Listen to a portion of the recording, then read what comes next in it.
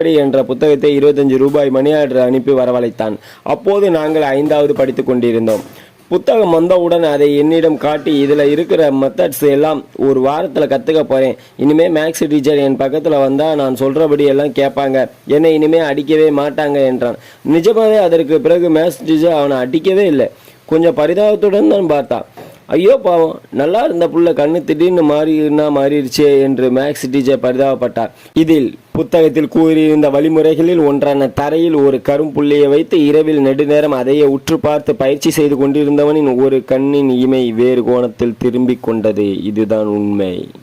அவனை நன்றாக வெளுத்த பிறகு வேலூர் சிஎம்சிக்கு பலமுறை அழைத்து கொண்டு சென்று குணப்படுத்தினார் அவனுடைய தந்தை.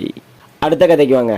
10வது படிக்கும்போது இந்திரா சவுந்தரராஜனின் நாவல்களால் கவரப்பட்ட என் பள்ளி சீனியரின் மாணவன் ஒருவன் கஞ்சமலை, சதுரகிரி மலை, கொல்லிமலை என்று பல இடங்களுக்கு சென்று காவி உடை அணிந்த அயோக்கியர்களிடம் பணத்தை இழந்துதான் மிச்சம்.